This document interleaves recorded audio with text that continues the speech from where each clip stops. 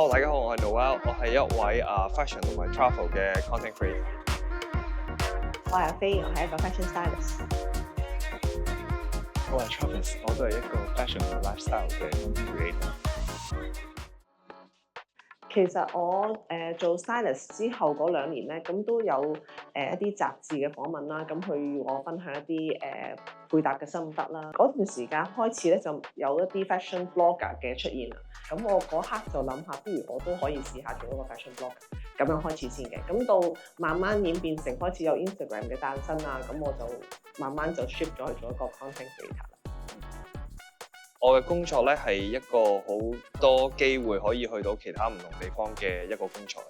咁喺工作入面最初開始咧，我都係想記錄下自己嘅生活啦，咁樣旅遊嘅點滴咁樣。咁後尾我發覺其實旅遊同埋 fashion 係一個integrate 嘅一個完整嘅部分嚟嘅。咁去旅行嘅時候其實可以着下靚衫啊，影下相，咁都係我最初開始嘅動機嚟嘅。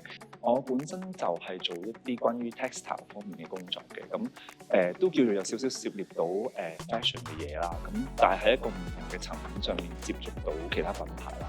咁另外自己又中意影相啦，咁就可能會分享下自己嘅配搭啊、穿搭上去，咁就慢慢就唔係好刻意咁樣就踏上呢一個 influencer 嘅之路。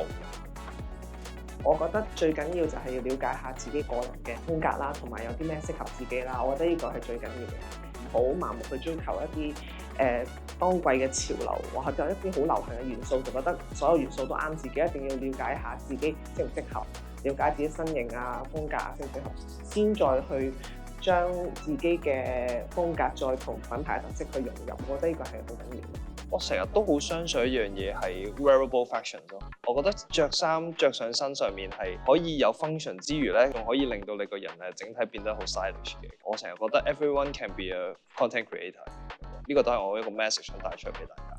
其實我本身就偏向喜好一啲 street fashion 嘅設計嘅，咁所以我本身我自己旅行嘅時候都好中意去啲比較係 city 啲嘅地方啦，即係好似之前去 New York 啊或者東京啊啲比較有啲 metropolitan 感覺嘅地方啦。咁所以我自己嘅風格可能都會偏向係少少鬧市入面嘅感覺咁樣咯。工作係需要分享嘅，但係我覺得私人嘅嘢其實你個 audience 都好想去了解嘅，咁但係都想喺個中間攞個平衡，分享多啲自己有時佢哋去旅行啊，我就會分享我嘅另一半啊，咁係咯，即係我覺得呢啲都係大家我哋嘅觀眾想了解嘅。類似你一 plan 一個 trip 或者 plan 一個 content create 嘅時候，可能你會劃分開，例如呢一個 trip 嘅前半，可能我係 more focus on 我做嘢，可能要做嗰啲 content 之後，先至再去放假，先至去再 relax 咁。